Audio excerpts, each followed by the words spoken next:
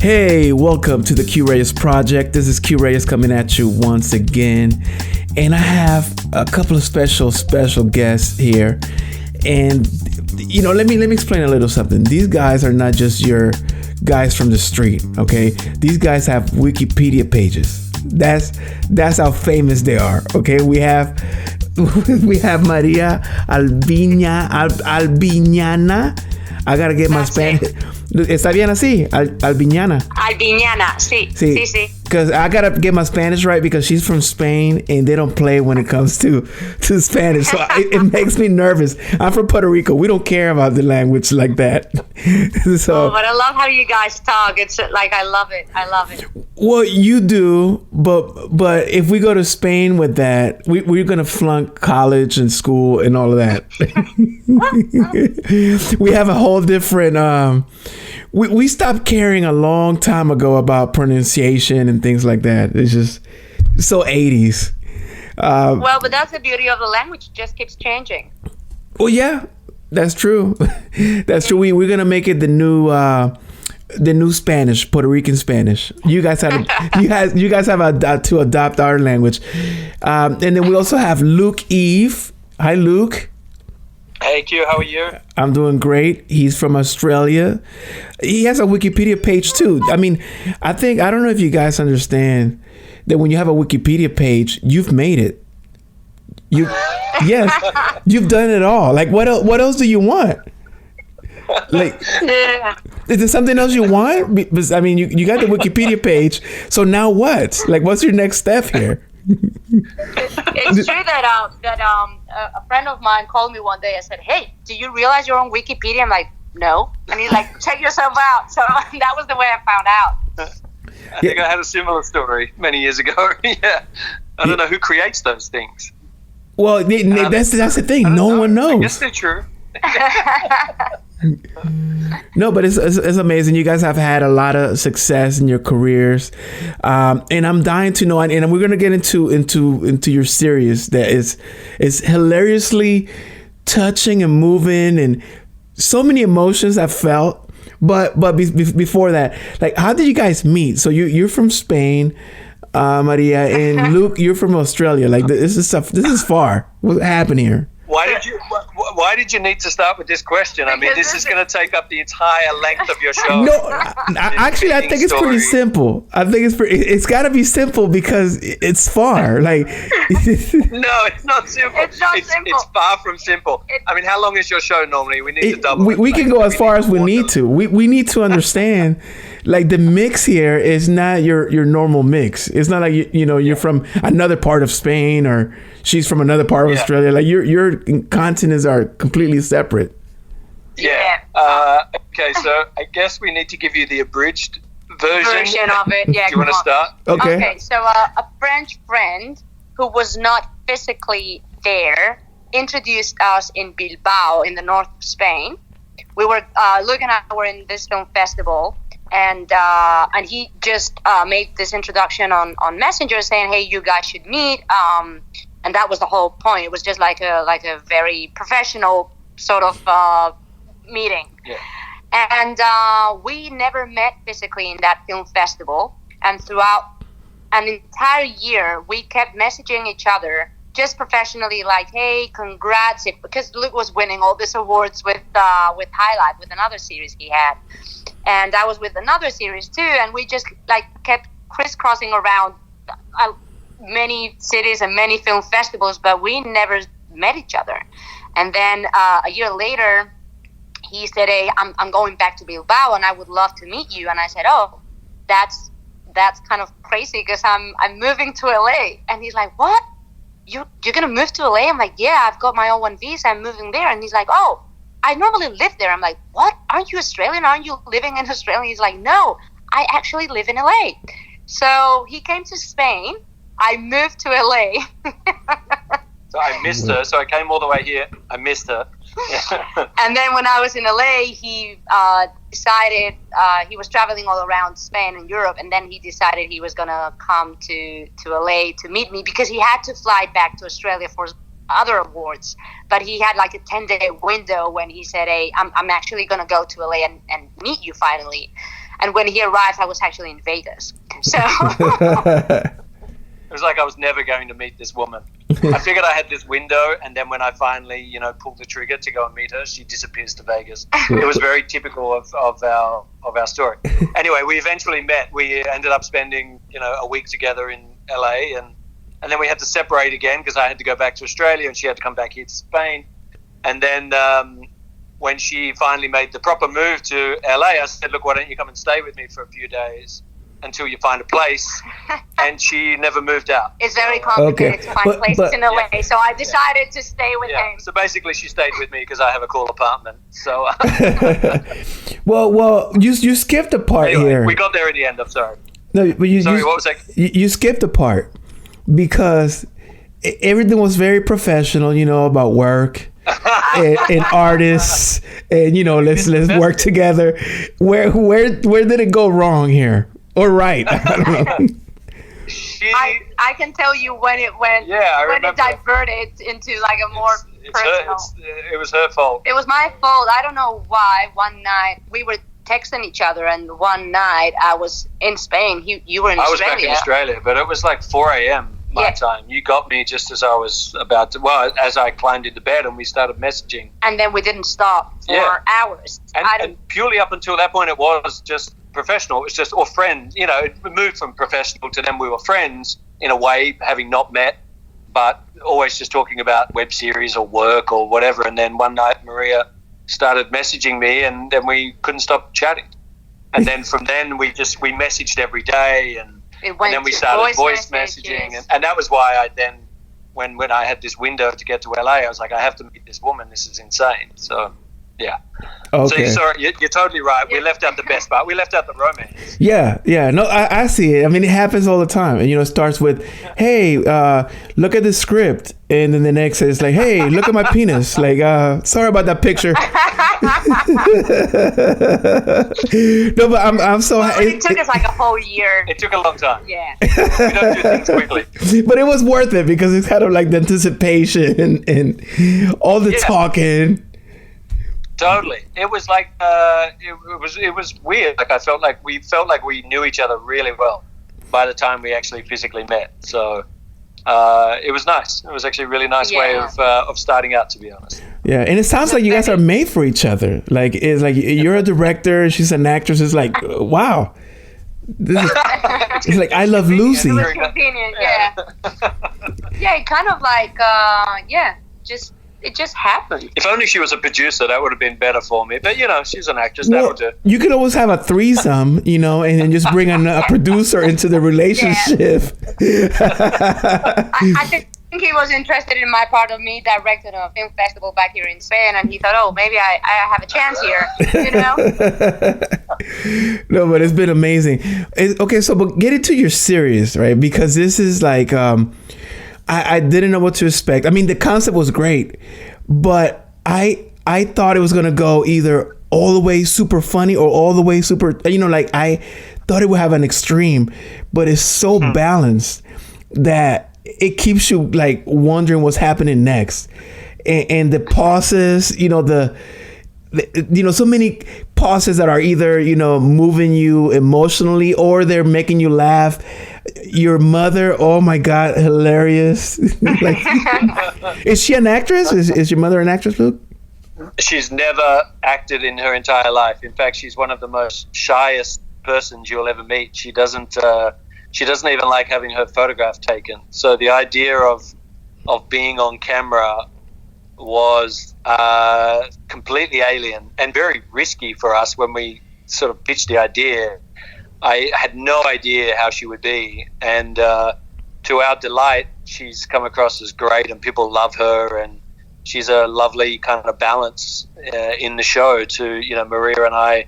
Our storyline is obviously very dramatic, and Mum is like this beautiful, simple balance, and that's how she is in real life. She's very kind of unassuming and unselfish, and but very funny. She's painfully shy, but very funny, and I think that comes across. Yes, actually, I think the funniest lines are because of her, because she breaks so much tension. It's usually in the biggest tense moments that she comes in with something. It's like, oh, okay, that's great.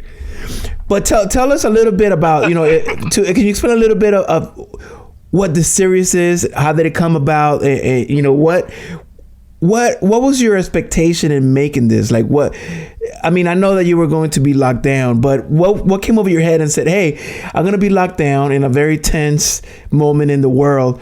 Let me do a project in the middle of this and involve my mom. Well, I guess it started. Well, we came all the way from LA to get married, and 2 days before the wedding, we decided to cancel. We actually canceled before the state of emergency was declared, and so it was very tough because we had a lot of people coming from overseas. We had people from LA, London, Australia, Germany. So people were calling us saying hey, should I jump on this flight? Should I not? There was people that had already arrived to Spain, and then they had to actually get a flight back to San Francisco. So it was just we didn't know. Chaos. Yeah, it was total chaos. So, and also just canceling a whole wedding, it involves a lot of people and calling people and calling venues and money loss. Exactly. Especially so close to the date, it was just I think canceling a wedding months out from the event maybe is still traumatic enough, but doing it as a pandemic is hitting and there's fear and confusion about that, and obviously we packed one suitcase each to come here and get married, and then suddenly we're here for months, but it was very and then we had people mid in the air coming from Australia, and we were already making the decision. So in fact, when my mum arrived, we greeted her at the airport with, "Hey, Mum, I think the wedding is off." So it was a really tough emotional time. The wedding is off, and you're gonna have to go into lockdown, strict lockdown, which means no going out for anything, not for walks, not for no runnings, nothing. Yeah. So that was tough. And then I think for a month we were kind of in shock or trying to make sense of what was happening in the world. And then you wanna tell them? Yeah, I think it was just like Maria says. For a month, it was I guess everybody dealt with it in their own way. Being in lockdown here was very strict. You weren't allowed to leave for anything, and you had police patrolling the area, and it was really quite crazy. And then I was in touch with an organisation in Australia called Screen Australia, who are a government funding body. And I was actually in touch with them about another project that I'd been working on for a little while. And I jokingly sent them an email and jokingly mentioned that they must be getting pitched a whole bunch of weird COVID-related sitcoms. And I said, but I bet you nobody has a sitcom where they have to cancel a wedding and then live with their mother-in-law for 2 or 3 months. And I did it purely as a joke. And I signed off in the email. Then I mentioned it to Maria later, and we were like, actually, we could. It's not a bad idea. So I wrote them. We wrote literally one paragraph, little outline of what it could be, and I emailed them back and said, hey, about that email yesterday, and they were like, hey, we're actually really interested. If this is going to happen, let's talk to people that we think could pull it off.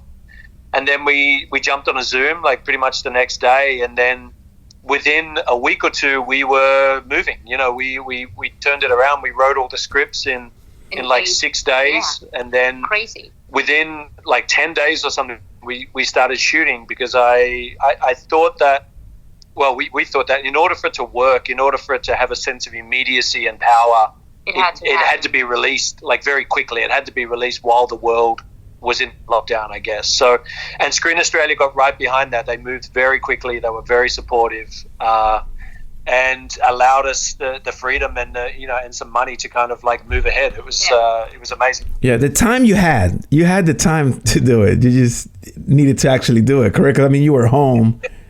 Yeah, exactly. Yeah, but that's funny because there's a lot of colleagues that I've been talking to after they've been watching Cancel, and they say how it's amazing that you were in the headspace to actually create something, because they were people were telling me they were in shock, or they couldn't actually work, or nothing creative came to their minds. It was very difficult to concentrate with everything that was going on. Yeah, they were on Netflix. That's where they were. They were on Netflix watching everything on there.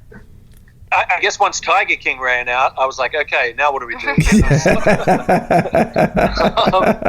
Yeah, it's strange. I guess that's why I mentioned it. I think people, dealt with it in their own way. I had lots of people that became very insular. A lot of people started painting or doing videos or cooking. I've seen a lot of cooking recipes that I didn't want to watch. Lots of bread, lots of baking. Yes.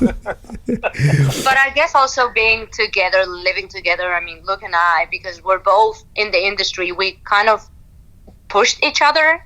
When one of us was like not in the headspace, the other one was pushing, and vice versa. I guess that this duo thing or this duet that we create, I think it really works out. And it was weird, I guess. Like I'd been back in Australia. I just made a feature film, and that was meant to be coming out this year, and that got pushed back, and Maria lost a bunch of work, and so for the first few weeks, it was just like getting kicked in the balls like every couple of days. It was crazy. It just felt like there was like one cancellation after another, and I think all of those things in a way added up to this idea of not just a cancelled wedding, but a cancelled life to a degree. And so that was kind of the impetus for us to go, well, everybody is experiencing this. In a way, we have a very unique story, cancelling a wedding and living with your mother-in-law, but it was also very universal. Yeah. It meant that everybody could relate to some degree because everybody had cancelled plans or a cancelled idea of what 2020 was going to be for each person. So I think that's kind of what has struck a nerve with people, I think, in a good way. Yeah, but can you guys be honest and tell me, did you argue throughout this, yes or no?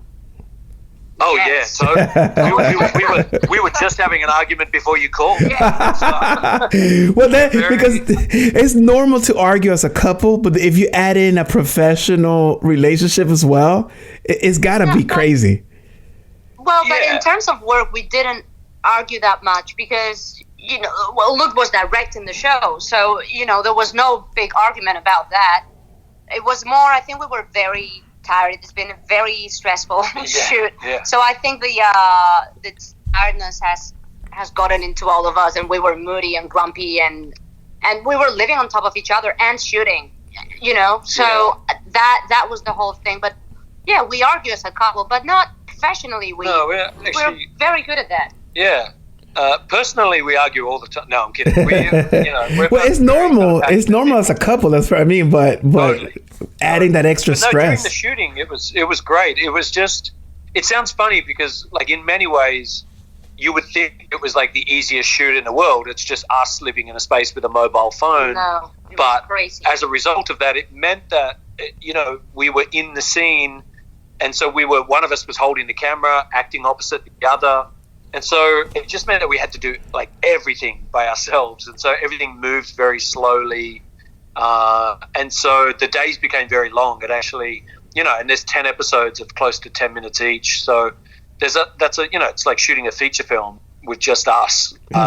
So it was a very intense. And then once the episodes started coming out as well, like we're on this rolling schedule of editing late at night because our editor is based in LA, but we're here. And then the rest of the sound post-production is being done in Australia. So we were just working across all these time zones, which worked great in terms of efficiency, but just terrible in terms of like sleeping patterns and the amount of work that we were trying to achieve. But, we got into a role there for a while and it just became its thing. But, thankfully we just understood each other and knew that, what had to be done, and we were really focused on getting it out there. Yeah. Yeah, and you bring up a great part that I want to really know about, which is the camera. Like, there's 3 people. So how did this work? You guys took turns? We had to. Unfortunately, we had to because I think every day Luke kept saying, I wish we had a DP. I wish we had a DP. If only we were in lockdown with a 4th person, that would have been awesome. But, I think part of it for me as well was the restriction. Like when we pitched it to Screen Australia, I was very passionate about that it had to be made in lockdown, but it had to be made with just the 3 of us and a mobile phone. I felt like those restrictions actually added to the the creativity of it. But of course, it added a lot of stress too. Yeah, it's very complicated, obviously, to be in a scene and holding the camera and running lines opposite another person, especially if there's a scene with all three of us in there. We just have to plonk the camera down. But then getting coverage in terms of, like, you're not just getting a wide, then you're trying to get close-ups and making those match, in terms of eye lines. Just everything had to be faked. And yet, I didn't want to just plonk the camera down. I as a director, I love moving the camera a lot.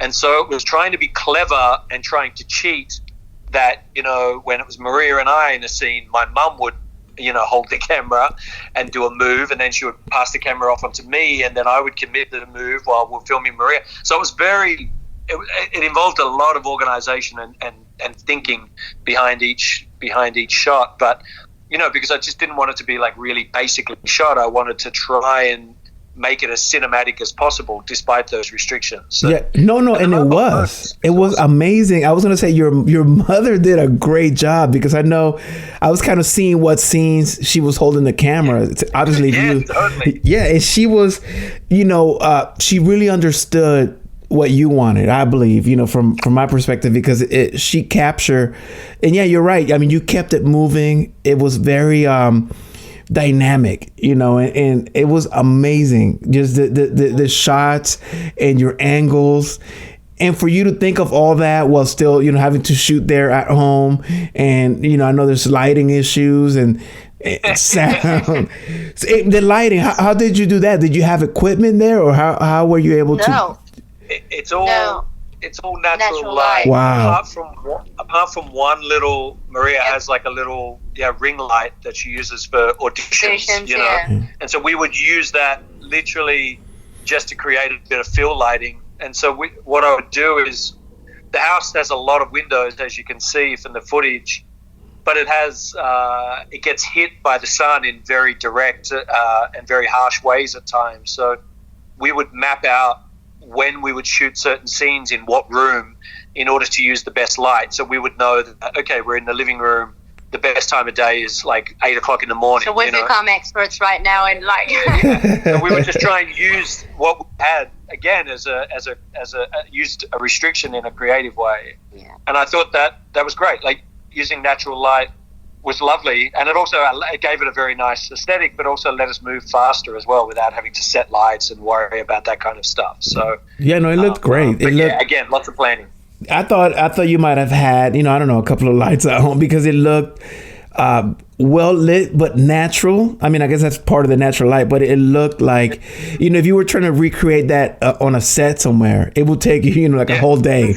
Yeah, totally. I know. I've got lots of DOP friends, and they've written to me and been very complimentary, which has been nice. I look at the footage and I can, I keep seeing things that I would like to fix. Like, I can't help myself, but I think for what it is and the time that we had to shoot it, and I'm just glad that it's got like an energy to it, and it's got a naturalness to it. But I have to say that it took us, like, episode 1 was reshot twice or 3 times. Elements probably. of it, we because I think we were all, like, especially Karen and I, we were still trying, like, holding the camera wasn't easy, and sometimes, like, eye lines and all of that, me as an actress, I just get told what to do in general. So all of a sudden I was, like, behind the camera that I love right now. So it was complicated, and the first episode was kind of tricky until I think by the end, like, as episodes went by, I think we were all more comfortable, and it was easier for all of us to work with the camera. And also, like, not to get kind of all camera nerdy and stuff, but just like an iPhone lens is very wide. Like, it's a very kind of unnatural lens to use for shooting cinema, I guess, if you want to say that word. And so it took some getting used to for us in terms of where I would place the camera. And, normally I would be using like a longer lens to compose shots and to think about the way I would want actors to move through a scene. And then suddenly here we were with this mobile phone, which has a very wide lens on it. So it just took some getting used to for us as well. And I think early on, I did just do that. I plonked the camera down and kind of went, okay, let's move about the space and the camera will capture it. And once we started editing it together, I was like, oh man, this is really boring. It just feels very stale.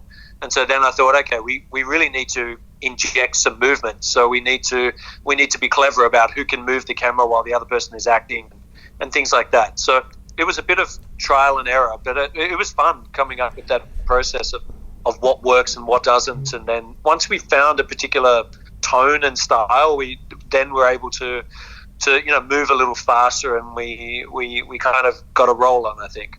Wow. And it seems from an outside perspective that you guys learned a lot just from doing all of this on your own. For example, Maria, as an actress, like you said, you're not used to being behind the camera, so you had to learn a lot. Do you think that it's going to make you both better as a director and also as an actress to know what's on the other side of the camera? Now you can act actually a little bit more concise because you understand the process? Totally. And I think even not only I think it's making us better, me as an actress and Luke as a director. I've directed before, but I've never directed any visual stuff. So I'm like, I want to try this. And Luke keeps saying, I think I would like to, act again. I wouldn't mind being an actor or, do something else. So, but maybe, I guess we had to be actors, directors, DPs, makeup artists, everything at the same time. And I think it was stressful. We learned a lot, but it was stressful too, and sometimes frustrating because we couldn't dedicate 100% of our time or ourselves to one particular thing. It was like everything at the same time. So, but definitely, I think I've become a better actress. Like I love working with Luke. He's a great director, and he would be like, when he was directing, he was really directing, and that's what I love about him. Like he would totally get into directing mode, even though he was supposed to run lines with me at the same time. and then when I was directing, I was Luke tended to kind of wanted to be behind the camera too, even though he was acting. I found it hard to focus just on the acting to some degree, but yeah. I'm like, I had actually never acted before. So, oh wow, never? That's amazing. No, yeah, and he's amazing. This was like a first for me, and so it was. But I loved it. Like the only problem for me was that it was really difficult because I had to worry about, like, every time we composed a shot, like, I would always have to, like, if Maria was holding the camera, I would get her to then pass it to me so I could, make sure that it was composed and lit okay. And so I was always having to DP and direct everything. So it was hard to fully focus, but I really loved, that part of it. And I've been saying to friends, like, I've been a director for, 15, 20 years. And I feel like I learned more on this production than any other, just because we had to do everything. And you get a little lazy. Like sometimes when you're on a shoot, I have a script supervisor sitting beside me and, the DP, and you get to share ideas. Whereas this, it was just like, wow, you were in the deep end. You had to make and just be really confident about every decision that you made. So I picked up on lots, and it was great getting behind the camera again and using that. So it was a lot of fun. Like Luke, both did you do your own makeup, Luke? Maria did that for me. It wasn't enough. Like after 3 months of being inside, I'm pretty embarrassed that there's a few topless scenes in there. For my first screen acting, I would have liked to have been a bit more darker and buff. But, no, but sadly, the pandemic looked after that. No, but amazing. I mean, even the makeup looked great. I mean, obviously there's limitations, but Maria, like it seems like you really fell into that role too, as a de facto makeup artist. Everything. It was just like everything. We just like also wardrobe. I remember it was like, because we didn't. That was the other thing. We didn't have a lot of clothes here, so it was kind of tricky. What we were going to use in every episode. Maria was great. Like she mapped out all the wardrobe. Like we sort of divvied up like little things. Like Maria knew that I had my head hands full with, directing and camera tests and things like that. So she looked after all the makeup and the apartment, like the design. And, so we kind of, we took on certain roles, I guess. But yeah, it was great. Like, I mean, you're fantastic on makeup and wardrobe and, so we felt like we were in safe hands with one another. And is it stereotypical to say that your mom was catering? Is that am I just being just too straight here? You know what's funny about that, Q, is like over the years, like I started out, like most filmmakers, making short films and music videos, and I cannot tell you how many jobs I've done where mum early on actually catered, and then this time round I think she was like, oh no, I'm a star, you can cook for yourself. So it was complicated too, because then you had to cook and shoot and then tidy up, but then don't tidy up the whole thing because it's supposed to be like dinner with like half of the food eaten. Oh my god. Oh yeah, it got to a point where every time we did something, we were like, should we film this? So we would be cooking dinner, and by the end of it, Maria and Mum especially were like, Luke, put the camera away. Stop. I was obsessed by, maybe we could capture this moment, maybe we could do this. But yeah. That's amazing. And then what about your mom? Does she feel like she can continue? Maybe not a serious career. Maybe as a hobby, just keep acting. I think she's done. Yeah, you know what? I don't, it would be funny I don't think she would do it again. I think she loved the experience, like I said, it brings me like pure joy, like watching the episodes and seeing my mum in them and knowing how changed she is as a this sounds cheesy, but it's very true. I think the experience like really changed her in many ways, not just the filming, but the whole lockdown experience, I think. But then getting to make something, I think has been like and for me as well, like, getting to make a series with your fiance and your mum is pretty special. Like, who would have ever thought that would happen? So, but I think mum has, walked away having learned a lot. Like, I think she's richer for the experience, but I don't think she wants to act anymore. Well, what about if someone comes and says, hey, there's $1 million for your mom just to be in this film? You think she won't do it? Maybe not. If you direct, she will. Maybe I could be a manager as well and take 10%. That would be sweet. Well, exactly. For $1 million, I think she's going to act. I believe, I'll put my money on that. You know what? I think you're right. I think she would. I think she didn't realize that the whole experience was going to be that intense. Yeah. I think she was like, well, I'm just doing it for you guys because I feel bad because you had to cancel the wedding and she didn't want it to make us be even more sad. So she just went like, okay, I'll do it. And then she went like, oh my God, why did I say yes to these people? And I think cancel too, the series as well as the word is very dramatic. But in real life, is it canceled or postponed? It's the wedding, you mean? Yes. Oh, so the wedding is postponed. Yeah. Postponed. But that's not as dramatic for a title. Postponed. No, exactly. Who wants to watch a show called Postponed? Like,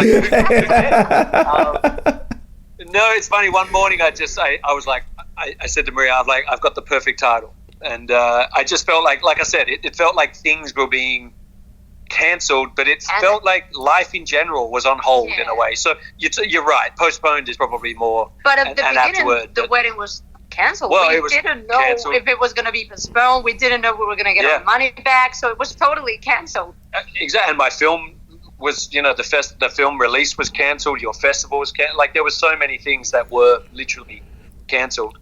But yeah, it felt right. But you're right. It's more dramatic. So it is. I know. I think it's great. But now, do you think season 2 is when the new preparations come about, or do you see this going on, continuing? Tell him your mum's joke. Oh my mom thought it would be hilarious if season 2 would be now that what can I actually say? Well, Actually, you No, probably I can't say it. I can't reveal. really. You can say it. We thought it would be funny if season 2 we ended up having to live with My mom. Maria's mum.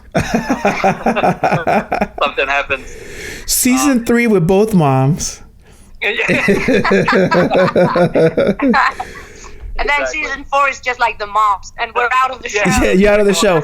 Maybe a few uncles, like a few uncles and cousins. Maybe we just make a spin-off series about my mum. She's become so popular. Maybe it's just about her. Who knows? Yeah, At the moment, we're not really planning another series. I think we're too exhausted. But I don't know. We've got some ideas. We'll see what happens. Well, I think in the future you won't shoot it yourself, right? I mean, in the future you're probably going to have a crew that'll help. I mean, I'm hoping. Well, we hope so. Yeah, I mean, it would be nice. Like after 15 years of working with crews and things like that, I did miss them. But but I have to say, like, there's something incredibly liberating and freeing about just having to just shoot on a whim with a mobile phone. Like I kind of fell in love with that idea as well. So We could improvise much more, I guess, and yeah, you can. A lot make more things up control, as you right? go. Because you don't have to sort of keep this script going. Like you can actually alter it since you guys are the Totally. creators. Yeah, like it was Yeah. complete creative. I mean, again, obligation-wise, we had to send, the scripts and we would send an edit of every episode through to Screen Australia. But they've been so supportive. Like their notes were always just Totally. complimentary, or how about this, or have you tried this, or it was never you must do this, like ever. It was always complete creative control for us. I know it was very supportive and Amazing. yeah, and Really totally was. understanding the nature of the project of making it like kind of like in a rush, and they've been amazing. And even you said it as well. I think for an online series, I think the tendency would be to make it funny, make it snappy, make the episodes shorter. But we really wanted them to be What it was. and it was a very sad time mixed with elements of humor. And so I naturally in my work, I can't help it. Like it's very indicative of the rest of my work in some ways, in terms of that, for me, humor and sadness are very closely connected, and I felt like that what was happening in our life at that point in time. Like it was a really sad time here in Spain. The death toll was huge. People were feeling very affected by it. There were cancellations everywhere of all sorts, and so we wanted to make sure that it felt authentic. It felt very truthful to what we were going through. And I guess that's what people connect with in Cancel. They connect with that authenticity of what was going on and how people felt, because you were crying, but you were laughing, and you were confused, and you were angry, and it was just like a roller coaster of emotions. Yeah, absolutely. That's what I felt. I felt that it wasn't leaning one way or another. It was, each scene had its own life. So that was really refreshing, because you're right. Look, everything online is either hilariously funny or super sad, and that's not real life.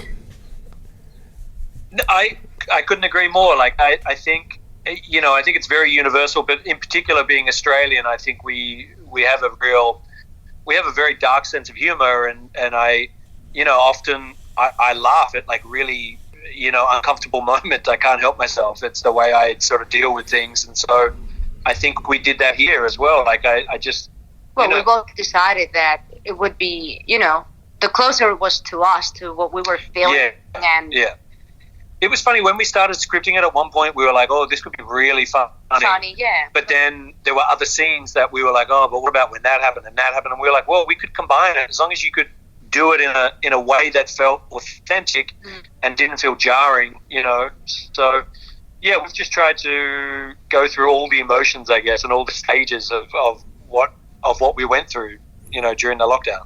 Great. And where can we find this series? I know there's well, tell me where can we find it, the people that want to watch it. Well, it's online on Facebook. It's you want to say it's Facebook? It's facebook.com/canceled the series. Yeah. Okay. And so we're releasing 10 episodes, and so far we've released 7. So they're all on that one page on Facebook. It's obviously up there for free. Every Wednesday at 9 a.m. Spain, which is what time in LA? I think it's like 11 p.m. or midnight, I think. So it's a bit of a crappy time for it. Well, the good thing online, you can just watch it when you wake up. Exactly. Yeah, Like it's all there. And we're finding that people are watching it from all around the world at different times. It's amazing when people write to you from Venezuela, Mexico, South Africa, Wow, Australia, and everyone seems to connect, and that is amazing. That is the amazing part of Cancel, I think. that's great. And then what about you guys? How can we find you individually? Physically? Yes, give us your address. Give us your. It's creepy. No, I'm kidding. You mean online? Like online, of course. Unless you're free to give away your address. I'm sure people want to see the set. We should do it. Yeah.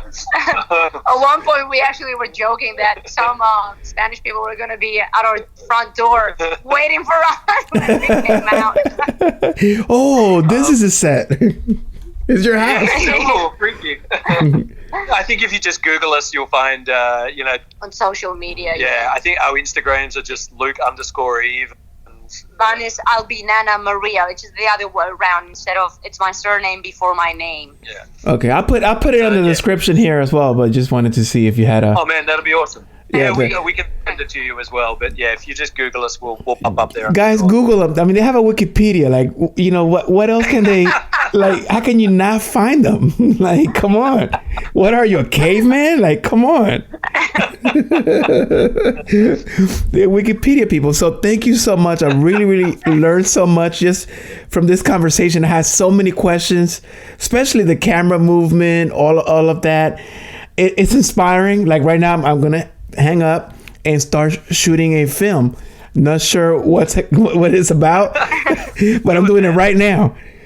Do it, totally. That's awesome. It'll find itself as you go. But yeah, that's cool. So thank you so much, guys, and really, really appreciate your creativity and doing things that really are going to change. This is a mark in history, because when someone looks at this series, 100 years from now, they're like, oh, this is based on a real life story. And there's something about history that if you collect all of these real life stories, that's really what life is. Like when we look at, the 1800s, we only have snippets of what life was like. And I think you guys are kind of doing your part in your art, just putting that stamp of like, okay, this is our version of what was going on in 2020 with all the craziness. So, that's a very cool thing to say. That's beautiful. Thank you, Keith. I love that. Well, thank you guys, and we'll definitely be in touch. And people that want to see it, canceled the series, not postponed. Canceled. It's done. And I'm so sorry about your wedding in real life. And I hope when it comes back on, maybe I know you're thinking about it. Maybe you can shoot the wedding as an episode. Like just there's so many people asking for it that we have to. No, you have to enjoy it. Like you can't. You got to put some limits. Like you're in the altar having the priest hold the phone. It's just not going to work. He would be more than cool with that. I'd be like, actually, can we just do that again? I didn't say I do right. Let me. Exactly. I didn't say it with enough emotion. So thank you so much, guys. Appreciate it. It was lovely talking to you. Okay. Thank you. That was awesome, man. Okay. Nice to chat. Yeah, likewise. Later. Bye.